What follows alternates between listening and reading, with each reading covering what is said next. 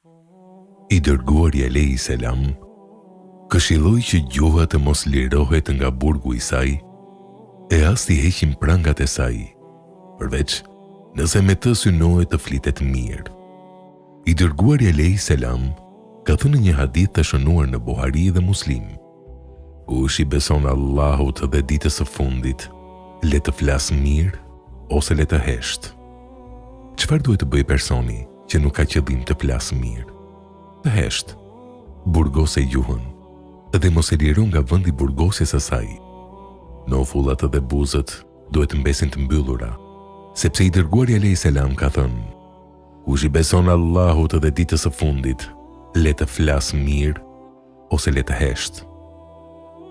Tirmidhiu shënoi se Ukbe ibn Amiri radiallahu anhu erdhi një ditë tek i dërguari Allahut alayhi salam për këshillim. Ai e pyeti: o i dërguari Allahut, si arrin dikush shpëtimin? Si mund të shpëtojë një person nga sprovat e shumta në këtë botë? I dërguari alayhi salam ju përgjigj: përmbaje gjuhën tënde. Kjo ishte gjëja e parë që ja përmendi, ndërsa pastaj vazhdoi: qëndro në shtëpinë tënde dhe qaj për gjunahet tua. Është shënuar nga Ahmedi se një beduin arab ka ardhur tek i dërguari alayhi salam dhe i ka thënë: o i dërguari Allahut, më mësoj një veprim i cili do të më shpije në xhennet. Kjo ishte një pyetje e bukur dhe e shkurtër.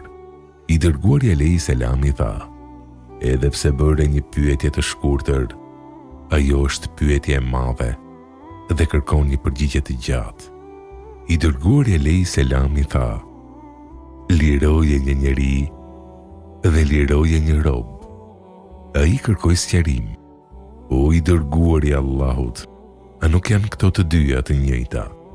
A nuk kanë kuptim të njëjtë, liroje një njeri dhe liroje një rob? I dërguari alayhi salam u përgjigj: jo, lirimi një njeriu nën kupton vetëm lirimin e tij. Ti afrohesh një robi dhe ta lirosh, ndërsa lirimi i një robi nën kupton të ndihmuarit në lirimin e tij. Pastaj shtoi: i jep dhurat të shumta. Për shembull, shko tek shtëpia e të varfrit dhe i jepi një dele ose një deve qumështore dhe i jepi më tepër një të afërmit pa drejt. Pastaj ai tha: mirëpo, nëse nuk mund ta bësh këtë, atëherë ushqeje të uriturin me një copë bukë, i jepi ujë të eturit, urdhëro në të mirë dhe ndalo nga të këqijat. Nëse nuk mund ta bësh atë, atëherë përmbaje gjuhën, përveç për atë që është e mirë. Pra ndoshta të mungojnë mundësitë për ta kryer një vepër të mirë, atëherë të paktën mos vepro keq, kështu që përmbaje gjuhën.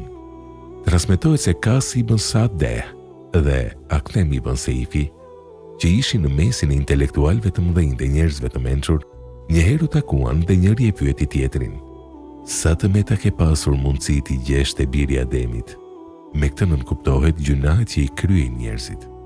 Tjetri u përgjigj: ato janë të shumta për të përmendur. Megjithatë, kam pasur mundësi t'i gjej 8.000 nga këto të meta. Ai pastaj e pyeti: cila është më e madhja prej tyre? Ai u përgjigj: pasha Allahun, kam zbuluar një sjellje që mund t'i fshehë të gjitha këto të meta. Ai e pyeti: cila është ajo? Ai tha: ruajtja e gjuhës. Pjesë e metave është abuzimi gojor i njerëzve, andaj ruaje gjuhën. Një tjetër emet është grindja në mes të bashkëshortëve, sikur ata të dy t'i ruanin gjuhët, do të shmangnin shumë fjalosje. Një tjetër emet është përgojimi, si të shmanget ai.